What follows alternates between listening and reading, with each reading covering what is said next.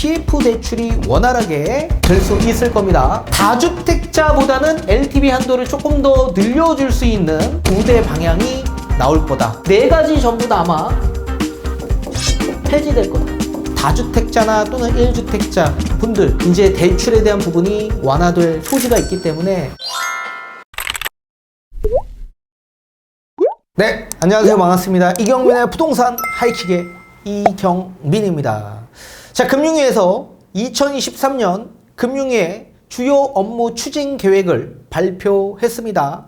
자, 부동산에 관련된 내용 중에서는 계속적으로 증가되고 있는 미분양을 해소시키기 위한 목적으로 PF 대출 지원을 확대하는 방향이 담겨져 있고요. 또 지금 역전세에 따른 그리고 전세 매매 가격 하락에 따른 지원 방향으로 전세자금 대출 지원과 함께 대출 확대하는 방향, 그리고 금리를 좀 인하하는 방향도 함께 담겨져 있습니다. 또한 임대인이 보증금을 원활하게 반환할 수 있도록 임차인 보증금 반환 목적인 전세 퇴거자금 대출도 물론 마찬가지 완화하는 방향도 함께 담겨져 있습니다. 또한 원활하게 주택을 취득할 수 있도록 다주택자도 LTV 한도를 완화하고 확대하는 방향도 함께 담겨져 있습니다. 자, 1분기 내에 전부 다 완화됩니다. 그렇다면 최대 3월 달까지는 전부 다 은행업 감독 규정 개정을 통해 완화될 겁니다. 자, 어떤 내용들이 담겨져 있는지 알아보도록 하겠고, 여러분들이 알기 쉽게끔 판소를 통해 쉽게 풀어드리도록 하겠습니다. 자, 우선적으로 PF 대출에 따른 얘기를 좀 간단하게 간략하게 설명을 좀 도와드리도록 하겠습니다. 자, 정상 PF에는 원활한 자금 지원을, 부실 우려가 있는 PF는 사업 정상화 지원을 하는 방향으로 발표가 되었습니다. 자, 정상 PF 사업장에 대해서는 이 브릿지론에서 본 PF로 전환할 때 지금 대출, PF 대출이 원활하게 실행되지 않고 있는 상황입니다. 자, 그런데 사업자 보증 지원을 15전 해주고 있기 때문에 만약에 이렇게 15전까지 해준다라고 한다면 보증 지원을 통해 PF 대출이 원활하게 대출 실행이 될 수 있을 겁니다. 또한 PF ABCP를 장기 대출로 전환할 때 똑같이 허그나 주택금융공사에서 보증을 지원하도록 하겠다. 총 3조 원입니다. 그래서 PF ABCP라는 건 단기 기업 어음입니다. 보통 PF 대출 받을 때 단기 대출로 받습니다. 이거를 장기 대출로 전환해 주겠다라는 내용인데, 장기 대출로 전환할 때 금융권에서 당연히 뭔가 보증을 해줘야 지원을 해주겠죠. 이거를 주택금융공사와 허그에서 지원을 해주겠다라는 내용입니다. 또 PF 부실 확대 가능성에 대비해서 선제적 정상화 및 부실 정리 지원을 해주겠다. 이 대주단 협약 개정을 통해, 이 대주단이라는 건 대출을 해주는 여러 금융권이 모여있는 기관을 대주단이라고 합니다. 이 대주단 협약 개정을 통해 대주단이 부실 우려가 있는 PF 사업장을 자율적으로 정상화하고 정리할 수 있도록 유도하겠다. 또한 부실 우려가 있는 PF 자산을 매입하는 펀드를 캠코를 중심으로 조성해서 약 최대 1조 규모로 지원하겠다라는 내용이 담겨져 있습니다. 자, 일시적 자금 애로를 겪는 건설사에 대한 유동성 지원을 확대하겠다. 기존 시장 안정 프로그램을 적극 활용해서 건설사 보증, PF ABCP, 차환 및 회사채 매입 등을 지원하도록 하겠다. 요즘에 차환하기가 굉장히 어렵습니다. 차환 발행하기가 어렵죠. 따라서 차환을 지원해주고 CP 매입, 회사채 매입을 통해 이렇게 대출을 해주는 지원하는 방향으로 지금 얘기가 나와 있습니다. 또 필요시 중견, 중소건설사에 대해 보증, 대출, 정책자금 공급을 확대하는 방향이 담겨져 있습니다. 자, 이렇게 미분양이 나지 않도록 금융권에서 여러 가지 지원 방향을 발표하면서 확대하는 방향성으로 지금 대책이 나와져 있는 상황입니다. 자, 이번에는 부동산 대출 규제를 완화하는 정상화 방향이 담겨져 있습니다. 자, 우선적으로 다주택자 및 임대 매매 사업자, 이거 주택임대 사업자를 뜻하는데, 다주택자와 주택임대사업자는 주택담보대출이 한 푼 나오지 않습니다. 자, LTV 다주택자는 규제지역 내에서는 0%이죠. 이거 30%까지 완화해 준다라고 발표를 했고요. 당연히 비규제지역은 지금 60%까지 나옵니다. 그리고 주택임대사업자는 규제건 비규제건 지금 대출이 한 푼 나오지 않습니다. 그런데 규제지역 내에서는 30%까지 대출이 나온다. 그리고 비규제지역도 똑같이 우리 기존 다주택자와 동일하게 60%가 나옵니다. 그리고 가계부채 및 주택시장 상황을 봐가며 대출 규제 추가 완화 검토를 하겠다라고 얘기하고 있습니다. 대출 규제를 추가적으로 완화하겠다. 예시가 나왔는데 1주택자는 LTV 한도를 확대시키겠다.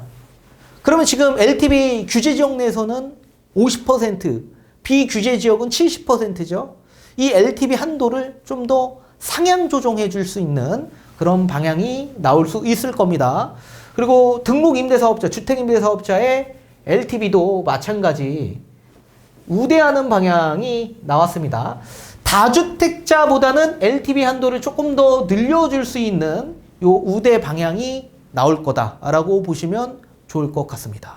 자, 그리고 금리 인상과 주택가격 하락에 따른 주거와 금융에 있어서 불안감이 계속 조성되고 있는 상황입니다. 이런 것들을 빠르게 완화해 주겠다라는 내용입니다. 우선적으로 전세대출 보증 제공 범위를 확대하는 방향이 담겨져 있고요. 또 보증금 반환 대출 제한도 폐지하겠다. 시중은행 주택담보대출, 대환대출도 확대하겠다라는 내용이 담겨져 있습니다. 우선적으로 전세대출에 대한 부분을 한번 먼저 보도록 하겠습니다. 자, 임차인의 주거비용을 좀 낮추고 임대인은 임대보증금 반환에 대한 애로를 좀 완화하는 방향으로 대책이 나왔습니다.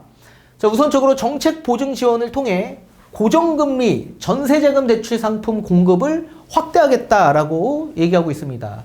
자, 주택금융공사의 보증 비율을 높이고 보증료율을 인하하여 보다 낮은 금리로 공급되도록 유도하도록 하겠다라는 내용입니다. 자, 이 내용이 여러분들이 좀 이해하기 어렵기 때문에 쉽게 좀 풀어드리도록 하겠습니다. 자, 주택금융공사의 전세대출 보증 비율을 한번 먼저 살펴봐야 될 텐데, 주택금융공사는 전세대출에 있어서 보증을 90% 한도에서 해주고 있습니다. 그리고 나머지 10%는 은행권에서 이 10%를 부담하고 있어요. 그러면 은행 입장에서는 주택금융공사가 100% 보증을 보장해준다라고 한다면 굉장히 안정성이 있을 텐데 10%를 본인들이 다 부담해야 되는 부분이 있습니다. 그렇기 때문에 신용 리스크가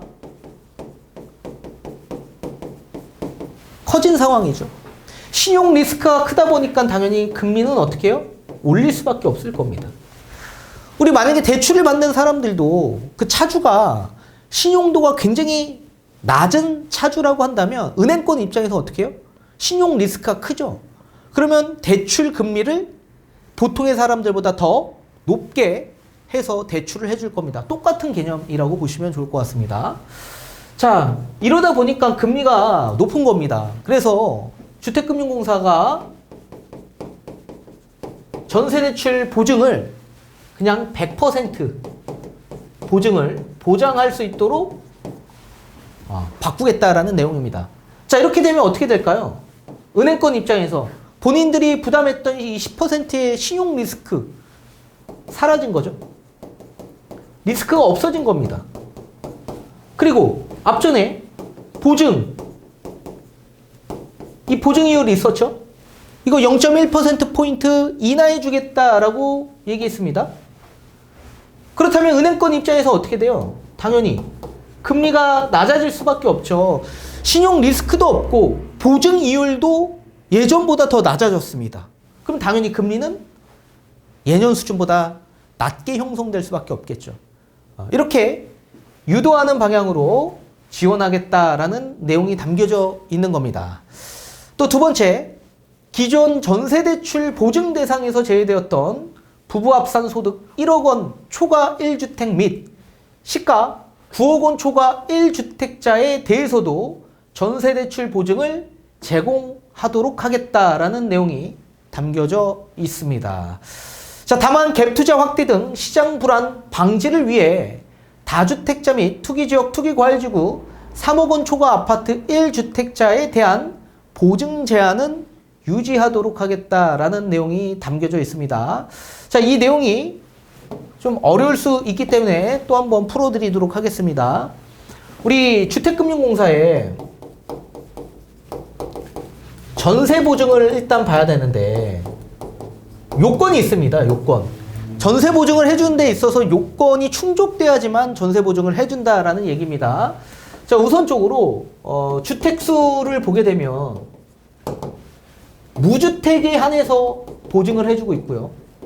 또 1주택자에 한해서 보증을 해주는데 1주택자 가운데서도 9억 원 이하 요 주택 1주택만 보증을 해준다. 지금 이렇게 진행되고 있습니다. 또 소득 요건도 있습니다. 이 무주택은 소득 제한이 없어요. 그리고 1주택자 9억 원 이하 주택을 소유하고 있는 분은 부부 합산 연 1억 이하.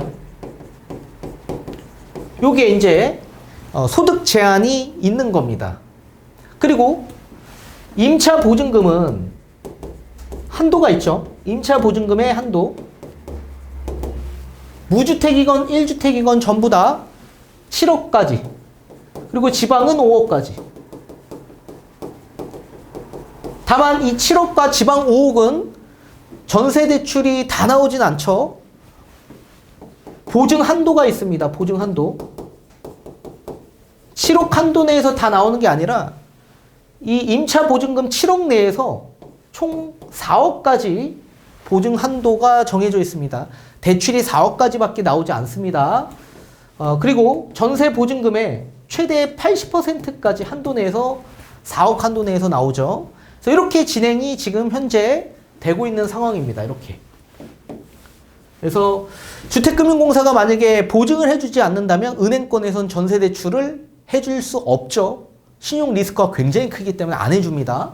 그래서 전세 보증을 해줘야지만 은행권에서 전세 대출이 나가는 겁니다. 자, 그런데 그러면 1주택자 가운데서도 9억이 초과되는 주택을 소유하고 있는 1주택은 보증을 못 받기 때문에 주택금융공사에서 보증을 해주고 있는 취급하는 그런 은행 전세 대출은 아예 못 받는 거였죠. 그래서 요거를 무주택뿐만 아니라 1주택 9억이 초과되는 주택을 소유하고 있는 분도 똑같이 다 전세 보증을 받을 수 있게끔 만들겠다라는 내용입니다. 다만 1주택자 가운데서 투기지역, 투기과열지구 있죠. 여기 3억 원 이하 아파트 1주택자 있죠. 요 주택자까지만 혜택을 받아볼 수 있는 겁니다. 투기과열지구 내에서. 강남 3구와 용산 지역을 지칭을 하는 건데 그런 지역에 3억 원 이하 아파트가 어디 있습니까? 그러니까 따라서 투기과열지구 내에서는 아예 못 받는다. 보증을 못 받는다라고 보셔야 됩니다. 자, 그리고 나머지 비규제 지역에서는 전부 다 1주택자는 전부 다 받아볼 수 있다. 그리고 소득 제한은 1주택자에 있었던 소득 제한 전부 다 없다. 소득 보지 않겠다라는 내용입니다. 자, 따라서 1주택자의 전세 대출이 원활해질 수 있겠죠. 예전 수준보다. 자, 그렇게 보시면 좋을 것 같고요. 또 세 번째, 임대보증금 반환 목적 대출에 대한 각종 제한을 폐지하겠다라고 얘기하고 있습니다. 투기지역 투기과열지구 내 10억 초과 아파트에 대한 대출 한도 폐지, LTV 한도로 적용, 그리고 규제지역 내 9억 원 초과 주택에 대한 전입 의무 및 규제지역 내 다주택자의 다른 주택 처분 의무 폐지, 이게 담겨져 있습니다.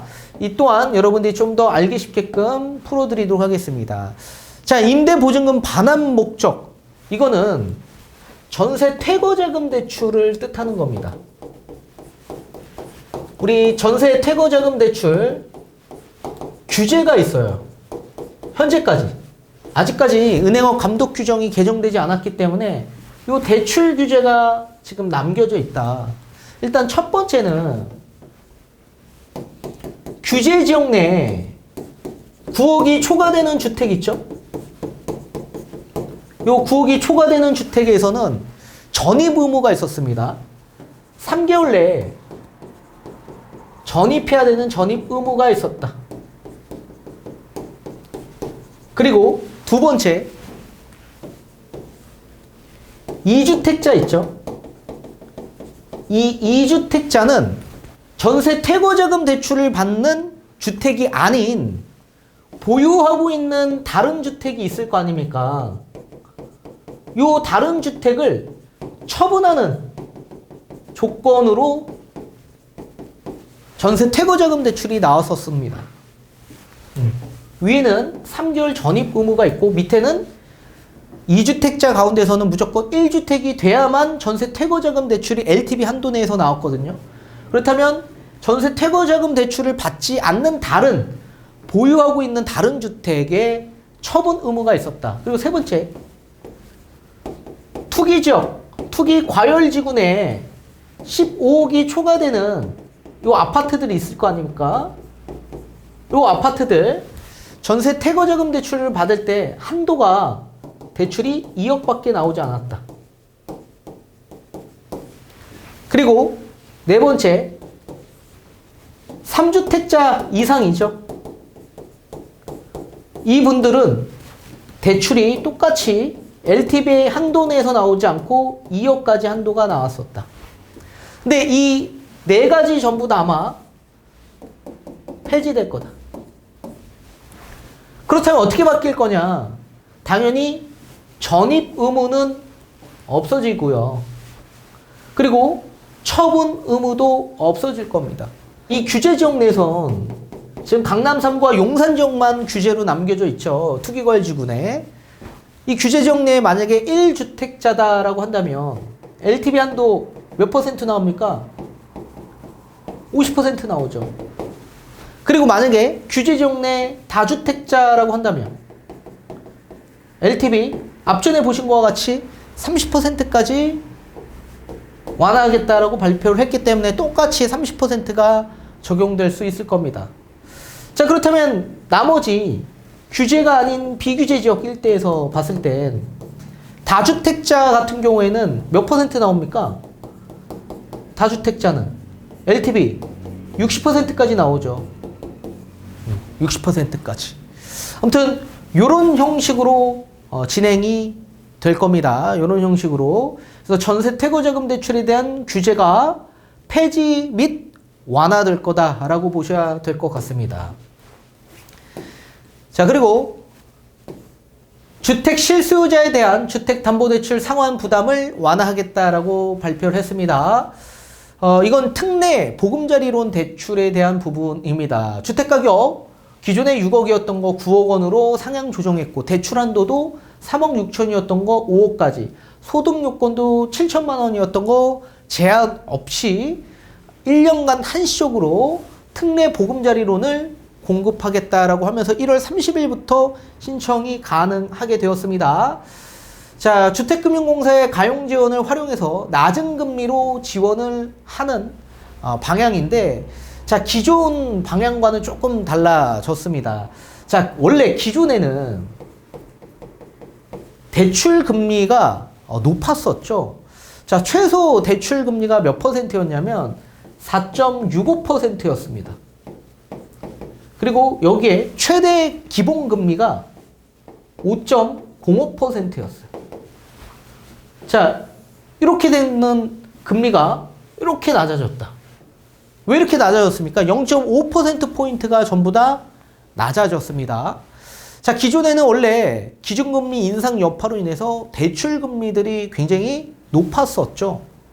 자, 그런데 지금 뭐 예대마진에 대한 부분으로 인해서 지금 금융당국이 압박을 계속 가하고 있는 상황이기도 하고 채권에 대한 금리도 계속 떨어지고 있죠. 그래서 제가 며칠 전 영상에서 다뤄드린 내용처럼 지금 1년 3년, 5년물에 대한 채권 금리가 계속적으로 낮아지고 있는 상황이고, 또 이뿐만 아니라 우리 변동금리와 적용되고 있는 코픽스 금리도 계속적으로 인하되고 있는 상황이기 때문에 금리가, 시장금리가 지금 거의 대다수가 낮아져 있는 상황입니다.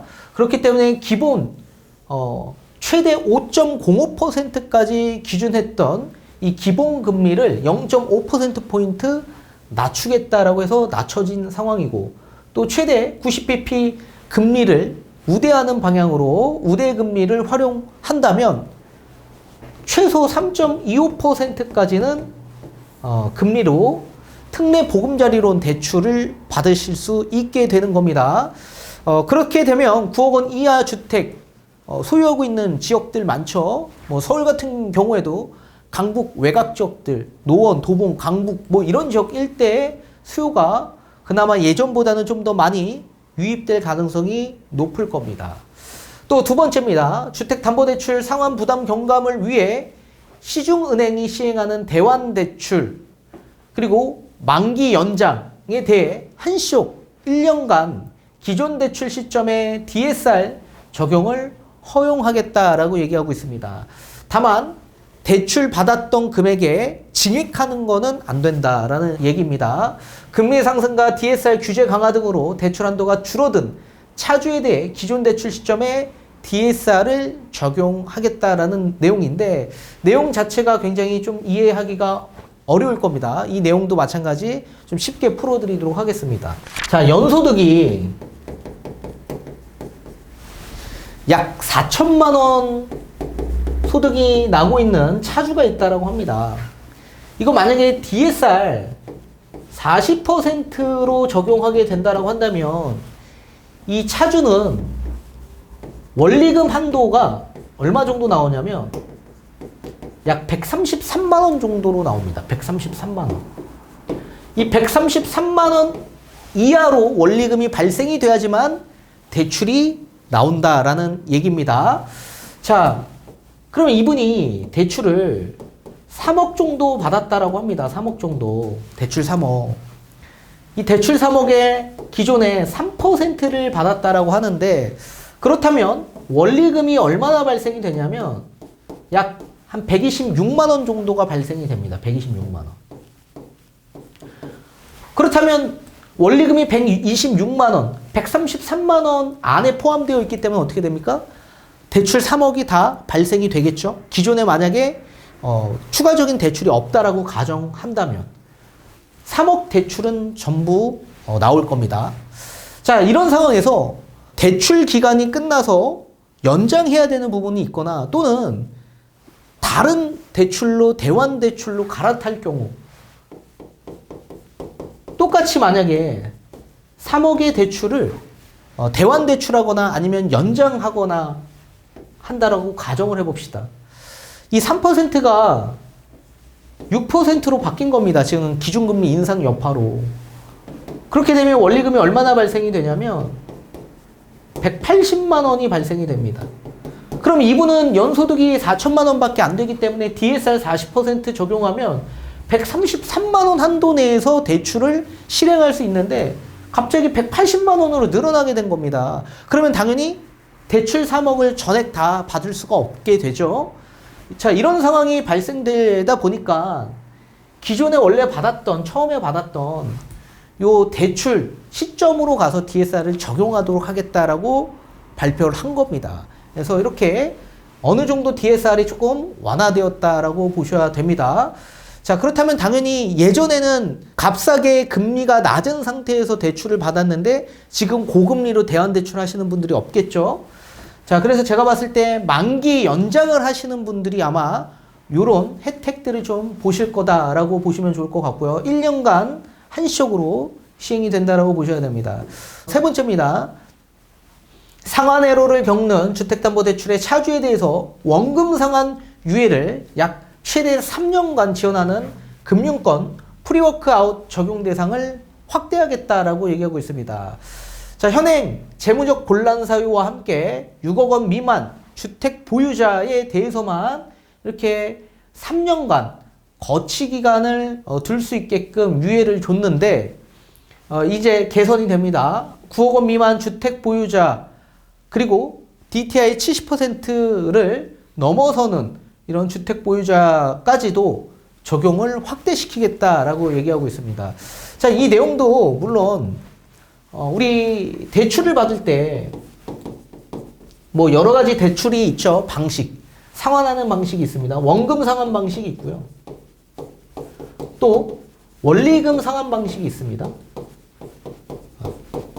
원금 상환 방식은 항상 똑같은 원금을 계속 내는 거고 이자만 계속적으로 바뀌는 그런 상환 방식을 원금 상환, 그리고 원리금 상환 방식은 원금과 이자가 계속적으로 줄어드는 방식이지만 원금 이자 합한 금액은 계속 똑같은 금액으로 상환하는 방식이 원리금 상환 방식이고, 그리고 또 만기일시 상환 방식이 있습니다.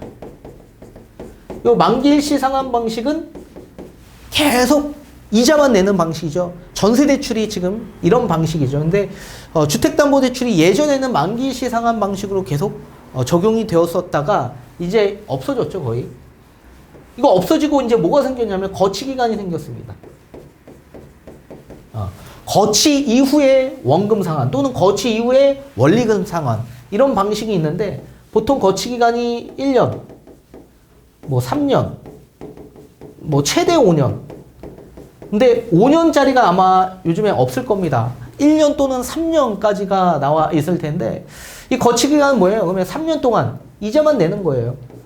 이자만 내고 있다가 3년이 끝나면 원금 또는 원리금 상환으로 이제 상환을 하셔야 되는 부분이 있죠. 근데 이게 원래 현행 기준에선 주택가격 6억 원 이하